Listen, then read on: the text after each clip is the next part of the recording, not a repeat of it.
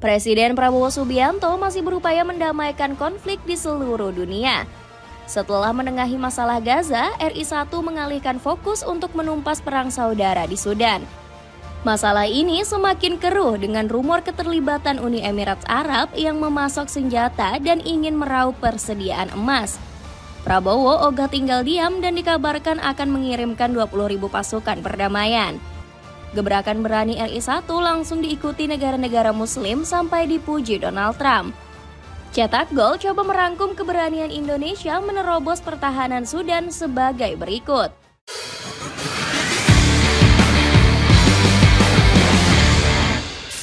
Kengerian konflik bersenjata Sudan yang didanai UEA.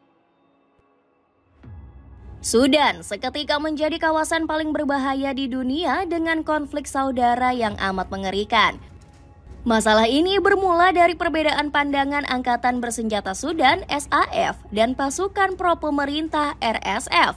Keduanya tidak sepakat mengembalikan kekuasaan sipil dan menggabungkan RSF dalam Angkatan Darat. Padahal mereka sempat bersatu mengkudeta rezim Omar al-Bashir pada 2019. Mohamed Hamdan Dagalo selaku Letjen RSF menjadi sosok yang paling vokal menolak rencana itu. Pria yang akrab disapa Hameti ini ogah kehilangan kekuasaan dan kendali yang dimiliki RSF. Masalah ini akhirnya memercik kebencian di antara kedua belah pihak. RSF kemudian memulai konflik dengan merebut kota El Fasher pada Oktober 2025 kemarin. Mereka terus menyiksa dan mengeksekusi warga sipil hingga menyerang fasilitas kesehatan. Akibat kebiadaban ini setidaknya 2.000 orang dilaporkan meregang nyawa.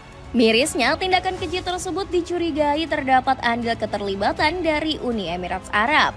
UEA diduga memasok sejumlah persenjataan militer seperti bom udara kepada RSF.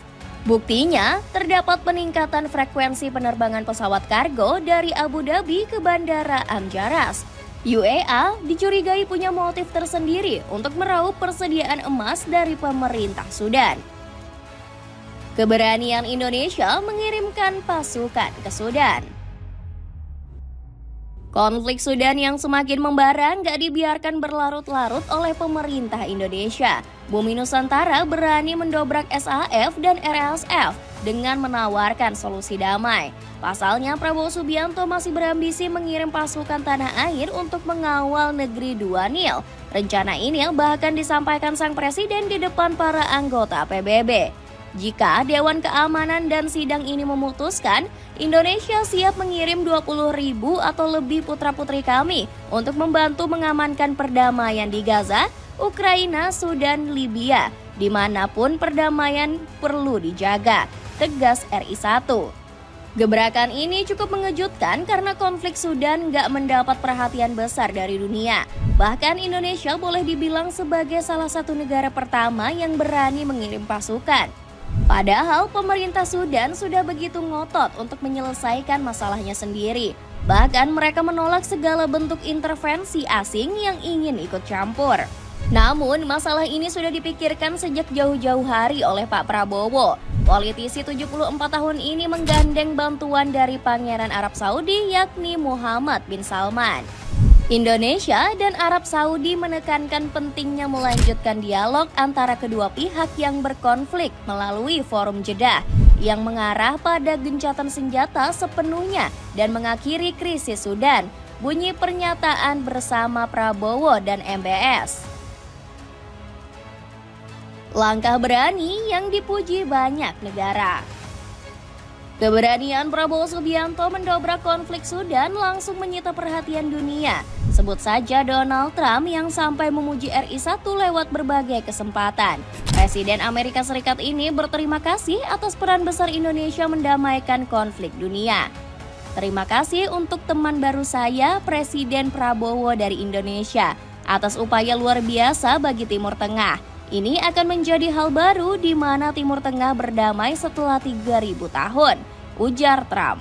Gebrakan Pak Prabowo juga mulai diikuti oleh sejumlah negara-negara Muslim. Buktinya negara seperti Qatar, Yordania, Turki, dan Mesir mulai bersuara mengecam serangan RSF. Bahkan PBB yang biasanya acuh terhadap Timur Tengah juga ikut mencecar RSF. Antonio Guterres selaku Sekjen PBB mengecam keterlibatan asing yang memperparah konflik Sudan. Berkat peran besarnya, Prabowo masuk sebagai tokoh muslim paling berpengaruh dunia. Pak Prabowo menduduki peringkat 15 dari 500 nama tokoh versi The Royal Islamic Strategic Studies Center Yordania. Outfitmu makin kece dan pede kalau pakai hoodie kualitas premium ini. Cek linknya untuk informasi lebih lanjut. Itulah ulasan keberanian Indonesia menerobos pertahanan Sudan. Bagaimana pendapatmu? Akankah konflik ini akan segera selesai dengan keterlibatan Indonesia? Coba tulis pendapatmu di kolom komentar di bawah ini.